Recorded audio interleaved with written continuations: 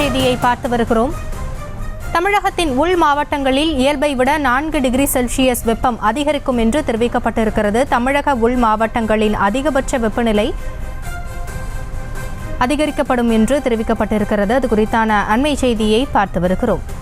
தமிழகத்தின் உள் மாவட்டங்களில் இயல்பை விட 4 டிகிரி செல்சியஸ் வெப்பம் அதிகரிக்கும் என்றும் தமிழக உள் மாவட்டங்களில் அதிகபட்ச வெப்பநிலை 41 டிகிரி செல்சியஸ் வரை பதிவாகும் என்றும் தெரிவிக்கப்பட்டிருக்கிறது. இது குறித்த கூடுதல் விவரங்களோடு இணைகிறார் எமது செய்தியாளர் லதா விவரங்களை வழங்கலாம். வணக்கம்.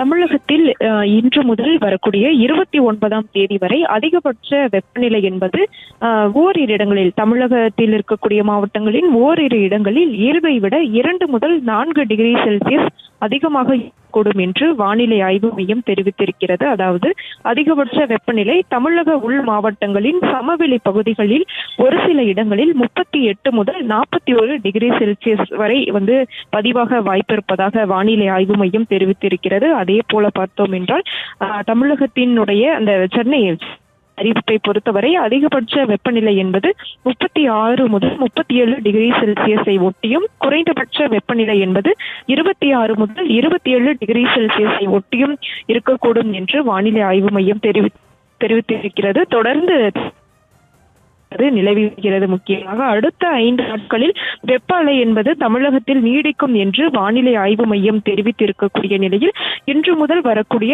29ஆம் தேதி வரை வெப்ப அலை அந்த தாக்கம் என்பது இருக்கும் என்று எதிர்பார்க்கப்படுகிறது. அந்த வகையில் இன்று முதல் வரக்கூடிய 29ஆம் தேதி வரை தமிழகத்தில் ஓரிரு இடங்களில் இயல்பை விட வெப்பநிலை என்பது 2 முதல் 4 டிகிரி செல்சியஸ் இயல்பை விட அதிகமாக இருக்கக்கூடும் என்று வானிலை ஆய்வு மையம் தெரிவித்திருக்கிறது. அதே போல அடுத்த 5 நாட்களுக்கு அந்த வெப்ப அலை என்பது நீடிக்கும் என்ற வகையில் மஞ்சள் அலர்ட்டும் கூட விடுக்கப்பட்டு இருக்கிறது.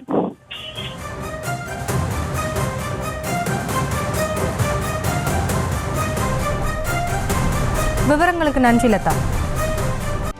செய்திகளை உடனுக்குடனும் துல்லியமாகவும் தெரிந்து கொள்ள சப்ஸ்கிரைப் பண்ணுங்க.